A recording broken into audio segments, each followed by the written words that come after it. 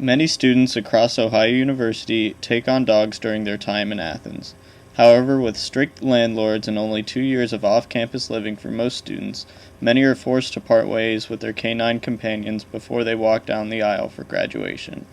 Some try to hold on as long as possible, while others realize adoption or surrendering is the only other option. I have my home dogs here in Athens, Ohio, in my house. I raised them since they were 6 weeks old and they were 9.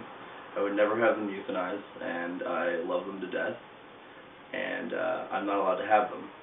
My landlord has yelled at me twice now for having them. I have not had much to say about it other than the fact that they're still here.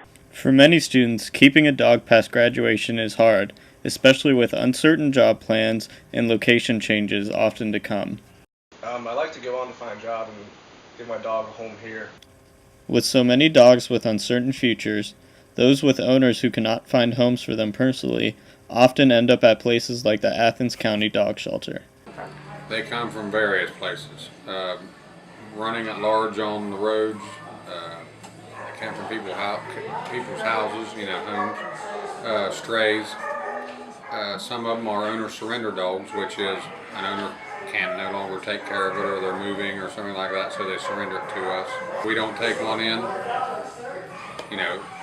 Very well could happen that somebody could turn it loose and we could have to go across the county and pick it up, and that would incur more costs. Like many dog shelters across the United States, euthanasia of dogs deemed unfit for adoption is practiced at the Athens County Dog Shelter. The controversial process has included gassing dogs in the past and lethal injection processes. Labeled as a last resort, it is still the fate of many dogs that enter the facility. Dogs that need costly vet attention or those that act up become a big liability both legally and financially for the dog shelter. We use the vets as a measuring stick if they advise us to doctor it or advise us to put it down. The dogs we have to put down is the dogs that are too mean to be adopted, too mean for the public for safety issues and liability reasons, or too sick to be vetted. It is clear that getting a dog is a big responsibility and a decision that should be thought through. There are unavoidable consequences for dogs left with nowhere to go. Many students get dogs simply for a cute face, but looking past that is vital in owning a dog. You get people who can't afford to spay and neuter their pets, people who can't afford to feed their pets if they lose their job, and as a result, sometimes those animals just wind up getting abandoned. People don't want to take them to the shelter because they know that after 3 days the dog's going to be euthanized if it's not adopted. So instead they just let it run.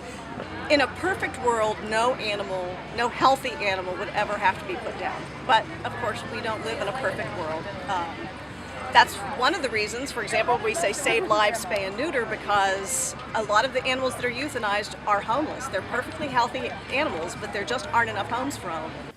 With steps taken by both owners and shelters, many dogs could be saved and placed in new homes. Controlling the dog population is a big task and requires efforts from all sides if improvement is to come. Understanding the process is a step in the right direction and something that can educate people to help them make better decisions for both them and their dogs.